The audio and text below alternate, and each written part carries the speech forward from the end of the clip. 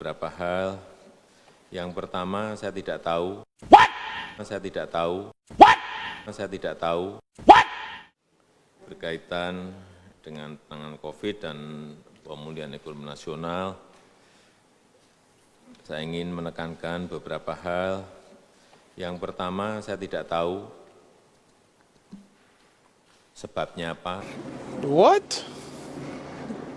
Bro, what are you talking about, man? Tapi suasana pada minggu-minggu terakhir ini kelihatan masyarakat berada pada posisi yang khawatir mengenai COVID. Entah karena kasusnya meningkat, atau terutama menengah atas melihat karena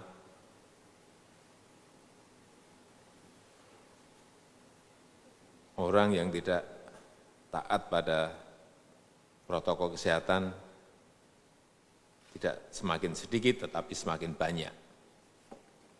Dan kita tahu sampai kemarin sudah ada 111.000 lebih kasus dengan case fatality rate 4,7%, dan angka kematian di Indonesia ini lebih tinggi 0,8% dari kematian global.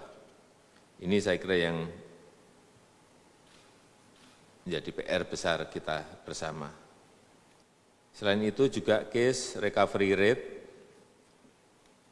di negara kita, data terakhir adalah 61,9. Ini saya kira juga bagus, terus meningkat angkanya. Oleh sebab itu pada kesempatan yang baik ini saya ingin agar yang namanya protokol kesehatan, perubahan perilaku di masyarakat betul-betul menjadi perhatian kita.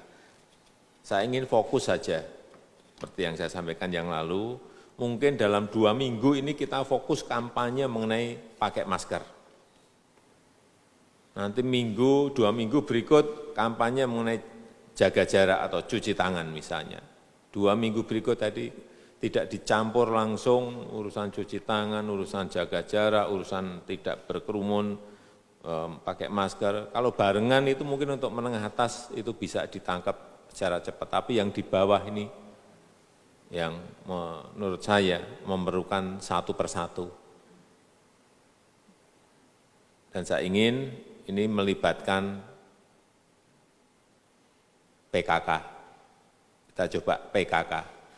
Nanti istri Mendagri ini yang nanti saya enggak tahu, tapi kalau ibu-ibu nanti khawatir mengenai masalah COVID ya mungkin kita rem. Tapi kalau ibu-ibu siap, saya kira PKK ini juga sangat efektif untuk door to door urusan masker. Urusan perubahan perilaku ini betul-betul harus kita lakukan dengan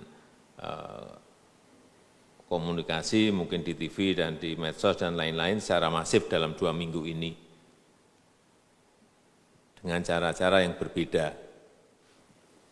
Yang kedua, yang berkaitan dengan menyeimbangkan rem dan gas di kuartal ketiga, ini urusan ekonomi yang berkaitan dengan konsumsi rumah tangga, yang berkaitan dengan daya beli masyarakat.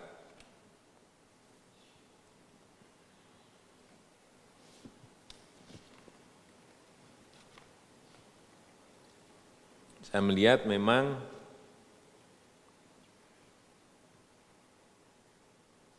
urusan realisasi anggaran ini memang masih sangat minim sekali. Sekali lagi, dari 695 triliun stimulus untuk penanganan COVID, 695 triliun, baru 20% yang terrealisasi. 141 triliun yang terrealisasi, baru 20% sekali lagi, masih kecil sekali. Kecil sekali.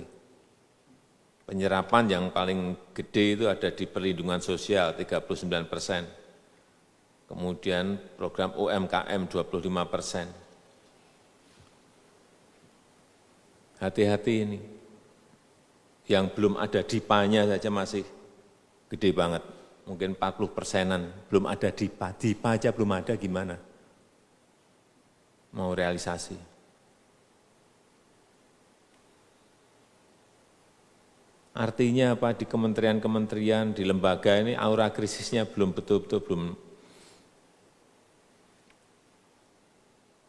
belum, masih sekali lagi kejebak pada pekerjaan harian.